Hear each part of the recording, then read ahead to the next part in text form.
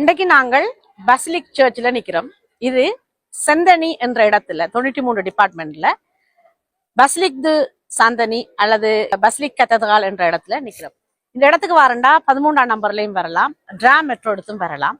பசிலிக் து சாந்தனி என்ற இடத்துல வந்து இறங்கினீங்கன்னாலும் ஓகே தான், அல்லது சாந்தனி பொத்துப்பறையில வந்து இறங்கினாலும் ஓகே தான். இந்த சர்ச் மிக புனிதமான சர்ச்சாக இங்க பார்க்கப்படுது. அதோட பழமையான வரலாற்று செய்திகள் நிறைந்த சர்ச்சாகவும் பார்க்கப்படுது. பாரிஸ்ல நோத்ருதாம் எப்படி இருக்குதோ அதே போல இந்த பசிலிக் து சாந்தனிக்கும் பெருங்கதை இருக்குது. இதே ஒரு மொனிமெண்டா கூட இங்க பாக்கினோம். இங்க பக்தியோட வார மக்கள் ஒரு பக்கம் இருந்தாலும் டூரிஸ்டாக நிறைய பேர் இங்க வந்து கொண்டு இருக்கணும். ஏன்னு சொன்னால் இங்க பார்வையிடுறதுக்கு நிறைய விடயங்கள் இருக்குது, அறிஞ்சு கொள்றதுக்கு நிறைய விடயங்கள் இருக்குது. இதுல இருக்க கற்கள் எல்லாம் நான் வசிக்கிற கரியர் சோசன் என்ற இடத்துல இருந்துதான் எடுக்கப்பட்டு வருது. அங்க அந்த கற்கள் எடுக்கிறதாலதான் அந்த இடத்துக்கு கரியர் என்ற பேரும் இருப்பதாக சொல்லப்படுது. ஆகவே இந்த கற்கள் நான் வாழ்ந்து கொண்டிருக்க ஊர்ல இருந்து வந்திருக்குன்றது எனக்கு பெருமை. இன்றைக்கு தான் இந்த சர்ச்சை மூடி முதல் திறப்பு விழா நடந்திருக்கு. அதாவது முதல் திறப்பு விழான்றது இந்த சர்ச்சை மீளுருவாக்கம் செய்து இன்றைக்கு 11ஆம் தேதி ஏப்ரல் மாதம் 2025ஆம் ஆண்டு இதை மீளுருவாக்கம் செய்து இன்றைக்கு திறந்திருக்கிறேன். இந்த திறப்பு விழாண்ட காலகட்டத்துல நான் இன்றைக்கு நிக்கிறேன்.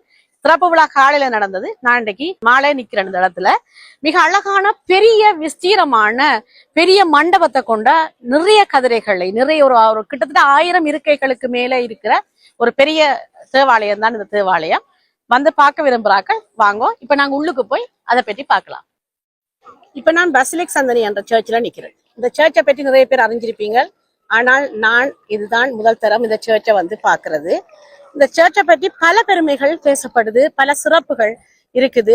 இது பிளாஸ் தி பசிலிக் என்ற இடத்துல இந்த சர்ச் அமைஞ்சிருக்குது. வாயிலேயே இயேசு கிறிஸ்துவின் படம் போடப்பட்டு ஒருவருக்கு ஒருவர் அன்பு செலுத்துங்கள் என்றதை பற்றி ஒரு இதோட வருகை சொல்லப்படுது. அதுக்கு பிறகு உள்ளுக்கு போனால் மிக அழகான ஒரு வாயில், 3 வாயில்கள், வலதுபுறம், இடதுபுறம், நடுப்பகுதி. இந்த நடுப்பகுதி வாயில் எப்பொழுதும் விழா காலங்கள்ல தான் திறக்கப்படும். மற்றபடி வலதுபுறமோ இடதுபுறமோ ஒரு வாயில் திறக்கப்பட்டிருக்கும். இன்றைக்கு வலதுபுறம் திறக்கப்பட்டிருக்குது இந்த வாயில். இந்த தேவாலயத்துக்கு முன்னுக்கு மேரி அமைக்கப்பட்டிருக்குது. இந்த ஊருக்கான நகர சபை அமைக்கப்பட்டிருக்குது. அதன் எதிர்பக்கம் இருக்கிற தெரு மிக கோலாகலமாக இருக்குது. ஒரு டூரிஸ்ட் பிளேஸ் தான் இந்த இடம். நான் இந்த நாட்டுக்கு வந்து இத்தனை ஆண்டுகள்ல இன்றைக்கு தான் இந்த இடத்துக்கு வந்திருக்கிறேன். பாரிஸை சுத்தி இருக்கிற இடங்கள்ல எவ்வளவோ முக்கியமான இடங்கள், பார்க்கக்கூடிய இடங்கள் இருக்குது. டூரிஸ்ட் கண்டே அமைக்கப்பட்ட இடங்கள் என்று கூட இந்த இடங்களை நாங்க கூறலாம். இப்ப நாங்க சர்ச்சுக்குள்ள போவோம். வண்டில்கள் ஏற முடியாதவர்களுக்கான ஒரு பாதையும் அடியால ஏறக்கூடியவர்களுக்கான ஒரு பாதையுமாக வைக்கப்பட்டிருக்குது. வாயில்கள்ல நிறைய சிற்பங்கள் வடிவமைக்கப்பட்டிருக்குது. கிறிஸ்தவம் சார்ந்த விடயங்கள் எனக்கு அதிகம் தெரியாததால எனக்கு இதை பற்றி எதுவும் சொல்ல தெரியல. ஆனால் இந்த சிற்பம் ஒரு தமிழருடைய சிற்பம் போல என் கண்களுக்கு தோன்றுது இந்த வடிவம். ஆனால் எனக்கு கிறிஸ்தவம் சார்ந்து எதுவும் தெரியாதுன்றதால சிற்பங்களை பற்றின விளக்கத்தை என்னால கூற முடியாது. ஆனால் அழகா இருக்கு இந்த சிற்பங்களை பார்க்கும் பொழுது. அதே போல அந்த வாயில் அமைக்கப்பட்டிருக்க தூண்கள் நிறைய வேலைப்பாடுகளோட ஒரு சைவ கோயில் அல்லது ஒரு வைணவ கோயில்கள்ல அமைக்கப்பட்டிருக்கிற வேலைப்பாடுகள் போல அமைக்கப்பட்டிருக்குது. இந்த கதவும் நல்ல வேலைப்பாடுகளோட செய்யப்பட்டிருக்குது. இந்த கதவை இழுத்து மூடுறதே என்னென்றோ தெரியாது, அவ்வளவு ஒரு வைரமான கதவு. வாங்க உள்ளுக்கு போகலாம். ஆனா உள்ளுக்கு போகும் பொழுது அமைதியாக போகணும். இந்த சர்ச் வீடியோ எடுக்கலாமோ தெரியாது, கேட்டுட்டு போகும். இந்த சர்ச்சை திருப்பி மீளுருவாக்கம் செய்து இன்றைக்கு திறப்பு விழா நடைபெற்றிருக்குது. இன்றைக்கு இந்த சர்ச்சுக்கு வர்றதுக்கு எனக்கு வாய்ப்பு கிட்டிருக்குது. எவ்வளவு நேற்று வந்திருந்தா இந்த சர்ச்சை நான் பார்த்துக்க முடியாததா இருந்திருக்கும். நல்ல வேளை ஆனால் உள்ளுக்கு போய் நான் பேச முடியாதான், இதுல நின்று தான் பேசியாக வேண்டிய ஒரு நிலைமை.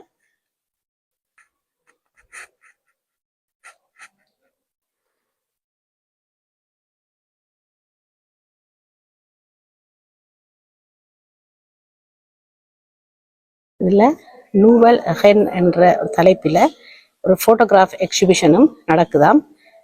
சொந்தகா ஹென்ஃப்ளேட் என்றவுடைய ஃபோட்டோகிராஃப் எக்ஸிபிஷன். அவைதான் இவை போல இருக்குது.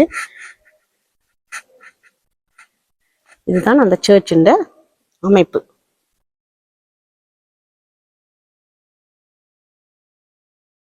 புதுசாக கட்டியிருக்கிறதால அழகா இருக்குது.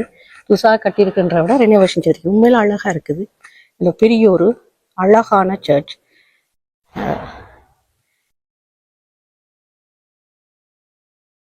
நல்லா இருக்கு. நல்ல பெரிய ஒரு மண்டபம். இங்க அந்த போட்டோகிராஃப் வைக்கப்பட்டிருக்குது.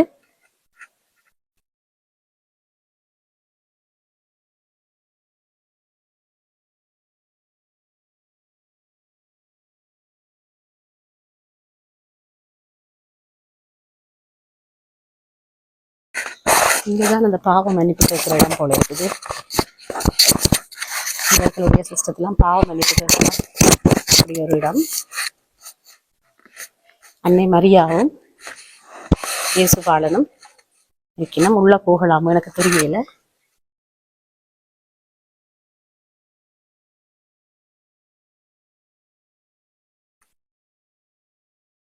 இந்த தொட்டியில ஞானஸ்தானம் பெறுவர்கள்ல இந்த தலையில தண்ணி தெளிச்சு அல்லது குளிக்க வாக்குற இடம்.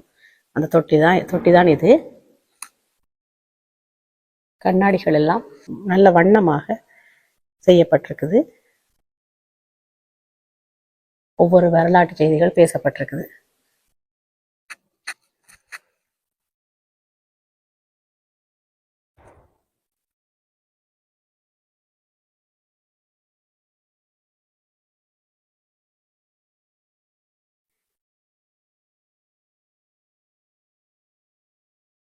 இந்த கோயிலுக்கு நிறைய பக்தர்கள் இருப்பினம் போல இருக்குது.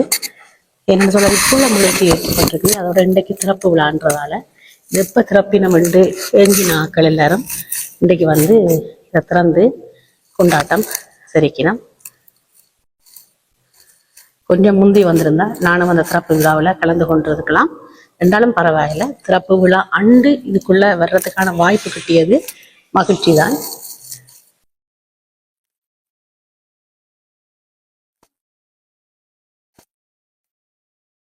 அழகான அன்னை மரியாவுங்க கையில இயேசுபாலன் இருக்கிறார் பாதுகாப்போட. புனித அந்தோனியாரும் இயேசு கிறிஸ்துவும். எல்லா இடமும் மெழுகுதிரி ஏற்றுறதுக்கான வாய்ப்புகள் இருக்குது. அக்கேக்குத் கான்ஃபெரன்சியோண்டா ஏதாவது பிரச்சனை சார்ந்த விடயங்கள். இப்ப முந்தி வந்து நீதிமன்றங்கள் இல்லாத போது தேவாலயங்கள் கோயில்கள் தான் நீதிமன்றங்களாக இருந்தது. அப்ப அங்க அந்த பிரச்சனைகளை தீர்த்து வைக்கிறதுக்கான இடமா இந்த இடம் இருக்குது. இப்பொழுதும் அதை பாவனையில வச்சிருக்கணும். இங்க பாருங்கோ எத்தனை 100 கதிரைகள் இதுல இருக்குது. 100 1000க்கு மேல இருக்கு நினைக்கிறேன் கதிரைகள் இருந்து ப்ரேயர் பண்றதுக்கு.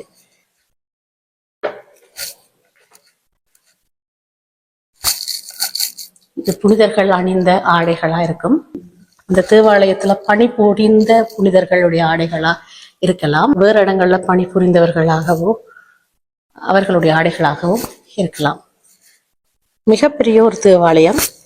நிறைய பேர் அதை பற்றி பேசியிருக்கணும். ஆனா இன்றைக்குத்தான் இதுக்குள்ள வர்றதுக்கான வாய்ப்பு எனக்கு கிட்டியதை நினைச்சு உண்மையில பெருமையா இருக்கு.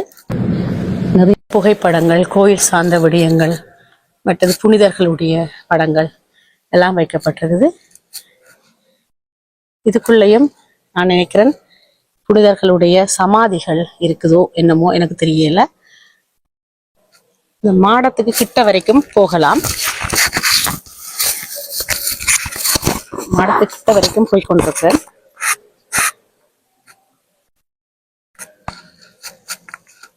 ஒவ்வொரு மதத்தவர்களுடைய ஒவ்வொரு நம்பிக்கைகள் எல்லாமே ஒரு இறைவனை நோக்கித்தான்.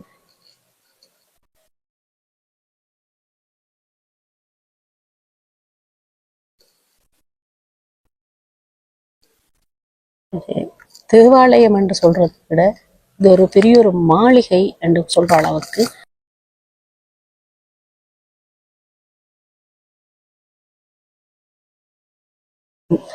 அவ்வளவு அழகான ஏற்பாடுகள் இந்த தேவாலயத்துல செய்யப்பட்டிருக்குது. பெரிய பெரிய மெழுகுதிரிகள் வைக்கப்பட்டிருக்குது. நடுவில் சிலுவையில அறையப்பட்ட இயேசு கிறிஸ்துவும் பெரிய மெழுகுதிரிகள் இங்காலம் 3 அங்காலம் 3ஆக வைக்கப்பட்டு வைக்கப்பட்டிருக்கு இந்த மாடத்துல. இத உண்மையிலேயே கிறிஸ்தவ மொழியில என்னென்று அழைக்கிறேன்னு எனக்கு தெரியல. கருவூலம் என்னும் சொல்லலாம், கருவறை என்னும் சொல்லலாம்னு நினைக்கிறேன். மேல மிக அழகான சிற்ப வேலைகள்.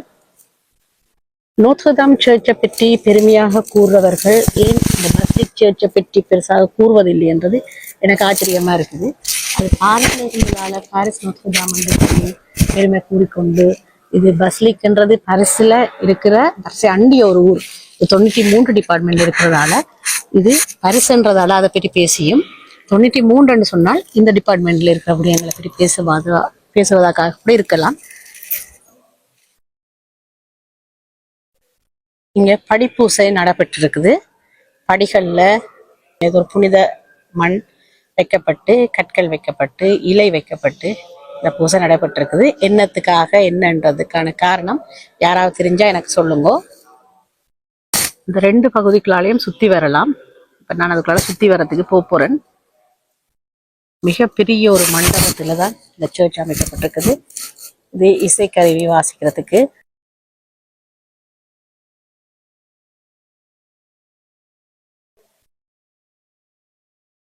இதுக்குள்ள என்டர் பண்றதுக்கு காசு 11 யூரோ.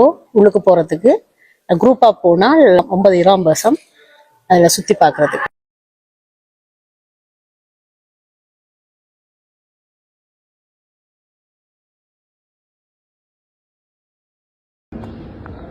இது மேல் மாடம். சிற்ப வேலைகள் மிக அழகா இருக்குது. கட்டட வேலைகளும் அழகா இருக்குது. இங்க இன்னும் செய்து முடிக்கல, ஆனாலும் இன்றைக்கு திறப்பு விழா நடைபெற்றுது. அந்த பஸ்லிக் சர்ச்சின் ஒரு பக்கம் இடதுபுறத்தில் இருக்கிற கட்டட அமைப்பு இதுதான் அந்த சர்ச்சின் வடிவம். இது முதல் இருந்தது. இன்றைக்கு இந்த ஒரு பக்கம் மட்டும் இந்த மணி இது இருந்தது. இன்றைக்கு இது மீளுருவாக்கம் செய்து 2 செய்திருக்கணும். அவன் அமைச்ச அந்த வடிவம், இந்த வடிவத்தை தான் இங்க கொண்டு வந்து இங்க மேல நார்மலா தேவாலயங்கள்ல அதிகமா இந்த டிசைன் இருக்கிறது. இதுல அதை கொஞ்சம் வித்தியாசமா காட்டணும்னு சொல்லி இதை ஏத்திருக்கிறேன் அந்த கோபுரத்தை.